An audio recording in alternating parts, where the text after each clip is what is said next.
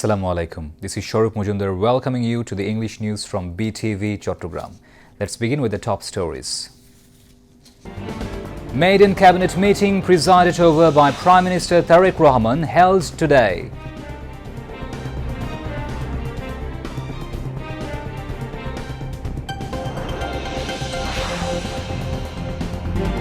Prime Minister Tarique Rahman and cabinet members paid tribute to memory of Liberation War martyrs at Savar National Memorial.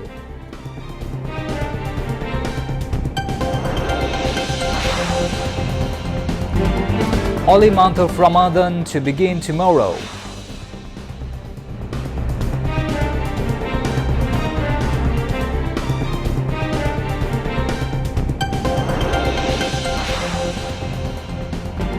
Testimony of Shodiq Wajid and Junaid Ahmed Polok on 3 charges in July uprising to start on February 25th.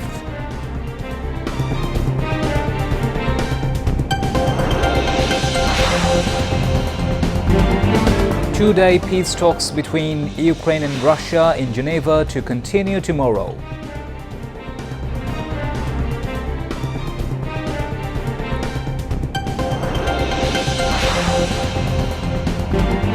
And Bangladesh beat Malaysia by 90 runs in Women's Asia Rising Stars Cup.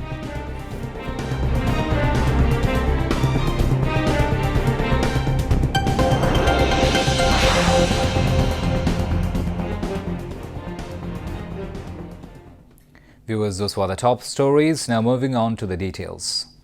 Prime Minister Tarique Rahman has directed his newly formed cabinet to take steps to control commodity prices, ensure a steady supply of essential goods and improve the country's law and order situation ahead of the upcoming month of Ramadan.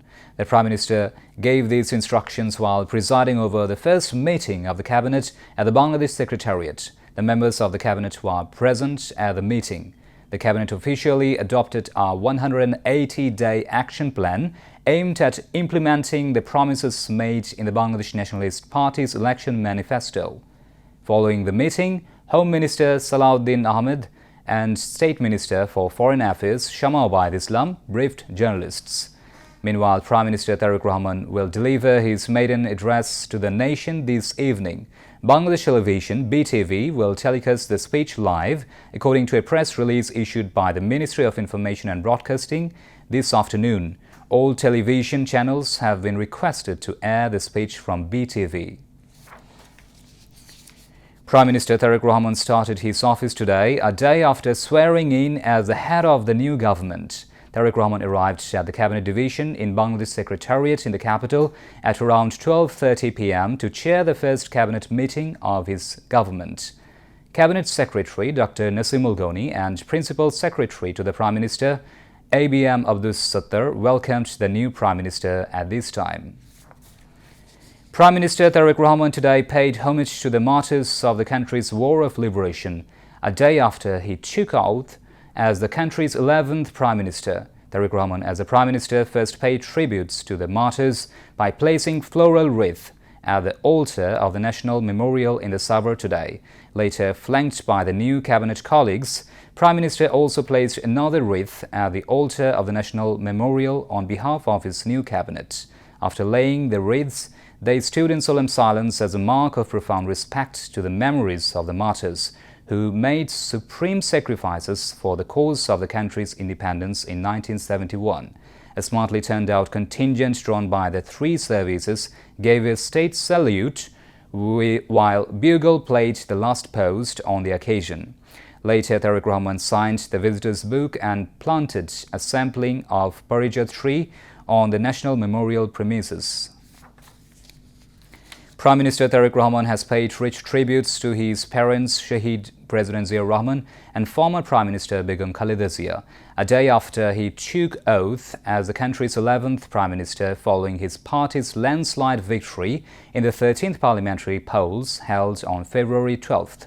The Prime Minister paid homage to his father, Shahid President Ziaur Rahman, and mother, Begum Khaleda Zia, three-time Prime Minister, by placing wreaths at their graves at Ziauddin in the city's Sher-e-Bangla Nagar area at 12 o'clock noon.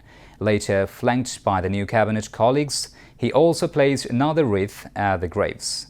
After placing the wreath, They offered Fatiha and prayed to Almighty Allah for eternal peace for the departed souls of Shahid President Zia Rahman and Begum Khaleda Zia. Portfolios of the newly formed government have been distributed among the ministers and state ministers who were sworn in yesterday afternoon. Prime Minister Tarique Rahman has distributed the portfolios according to a Gazette notification of the Cabinet Division. According to the notification, Mirza Fakhrul Islam Alamgir has been assigned to the Ministry of Local Government, Rural Development and Cooperatives, while Amir Khusri Mahmud Chaudhary will lead both the Ministry of Finance and the Ministry of Planning. Other key ministerial appointments include Salahuddin Ahmed, Ministry of Home Affairs, Iqbal Hassan Mahmood, Ministry of Power, Energy and Mineral Resources, Hafizuddin Ahmed, Bir Bikram, Ministry of Liberation War Affairs, Abu Jafar Muhammad Jahid Hossain, Ministry of Women and Children Affairs and Ministry of Social Welfare, Abdul Awal Minchu, Ministry of Environment, Forest and Climate Change, Kaji Shah Mufazzal Hussain, Kaikabad, Ministry of Religious Affairs, Mizanur Rahman Minu, Ministry of Land, Nitai Roy Chaudhary, Ministry of Cultural Affairs, Khondakar Abdul Muqtadir, Ministry of Commerce, Ministry of Industries and Ministry of Textiles and Jute, Ariful Haq Chaudhary, Ministry of Labour and Employment and Ministry of Expatriates Welfare and Overseas Employment, Afroza Khanam Rita, Ministry of Civil Aviation and Tourism, Deepan Dewan, Ministry of Chittagong Hill Tracts Affairs, A&M Ahsanul Haq Milan, Ministry of Education and Ministry of Primary and Mass Education, Shardar Muhammad Shakhawat Hussain, Ministry of Health and Family Welfare, Fakir Mahabub Anam, Ministry of Posts, Telecommunications and Information Technology and Ministry of Science and Technology, Sheikh Rabiul Alam, Ministry of Road, Transport and Bridges, Ministry of Railways and Ministry of Shipping, Muhammad Aminur Rashid, Ministry of Agriculture, Ministry of Fisheries and Livestock, Ministry of Food, Dr. Khalilur Rahman, Ministry of Foreign Affairs, Muhammad Shahiduddin Chaudhary, Ani, Ministry of Water Resources, Asadul Habib Dulu, Ministry of Disaster Management and Relief, Muhammad Asudjaman, Ministry of Law, Justice and Parliamentary Affairs, Jakaria Tahir, Ministry of Housing and Public Works, and Jahiruddin Shapon, Ministry of Information and Broadcasting. The government has also designated a comprehensive list of state ministers to support various departments. They are M. Rashidujaman Millat, Ministry of Civil Aviation and Tourism, Anind Islam Amit, Ministry of Power, Energy and Mineral Resources, Muhammad Shariful Alam, Ministry of Commerce, Ministry of Industries and Ministry of Textiles and Jute, Farhad Hussain Ajad, Ministry of Water Resources, Shama Ubaid Islam, Ministry of Foreign Affairs, Sultan Salahuddin Tuku, Ministry of Agriculture, Ministry of Fisheries and Livestock and Ministry of Food, Barrister Kaisar Kamal, Ministry of Land, Mir Muhammad Halaluddin, Ministry of Chittagong Hill Tracts Affairs, Habibur Rashid Habib alongside Muhammad Rajib Ahsan, Ministry of Road, Transport and Bridges, Ministry of Railways and Ministry of Shipping, Muhammad Abdul Bari, Ministry of Public Administration, Mir Shahi Alam, Ministry of Local Government, Rural Development and Cooperatives, Muhammad Junaid Abdur Rahim Saki, Ministry of Finance and Ministry of Planning, Ishraq Hussain, Ministry of Liberation War Affairs, Farzana Shermin Putul, Ministry of Women and Children Affairs and Ministry of Social Welfare, Sheikh Faridul Islam, Ministry of Environment, Forest and Climate Change, Muhammad Nurul Haq Nur, Ministry of Labour and Employment and Ministry of Expatriate Welfare and Overseas Employment, Yasir Khan Chaudhary, Ministry of Information and Broadcasting, M. Iqbal Hussain, Ministry of Disaster Management and Relief, M.A. Mohit, Ministry of Health and Family Welfare, Ahmad Sohail Manjur, Ministry of Housing and Public Works, Bobby Hajjaj, Ministry of Education and Ministry of Primary and Mass Education, Ali Nawaz Mahmud Khayyam, Ministry of Cultural Affairs and Muhammad Aminul Haq, Ministry of Youth and Sports. The holy month of Ramadan of 1447 Hijri will begin in the country tomorrow as a new moon was sighted in the sky today. The decision was taken at a meeting of the National Moon Sighting Committee at the conference room of Islamic Foundation at Baitul Mukarram National Mosque in the capital this evening. All government, semi-government and private offices have arranged new office schedule. Saudi Arabia and a handful of other Muslim-majority countries have started Ramadan today. The International Crimes Tribunal ICT-1 has scheduled February 25th for the commencement of witness testimonies in a high-profile case against Shojib Wajid Joy and former State Minister for ICT Junaid Ahmed Paluk. The tribunal, led by Justice Ghulam Murtuja Mujumdar, issued the order today following the prosecution's opening statement. In a separate proceeding, the second day of cross-examination for former Army Chief General retired Iqbal Karim Bhuiyan has concluded. He is testifying against dismissed Major General Ziaul Ahsan regarding allegations of enforced disappearances and extrajudicial killings during the Awami League's tenure. The tribunal has set February 23rd for the remaining cross-examination. Meanwhile, at ICT-2, witness testimonies are ongoing for the second day in a case involving crimes against humanity against 7 top leaders of the now-banned Awami League and its affiliates, including General Secretary Obaidul Qadir. Now international news.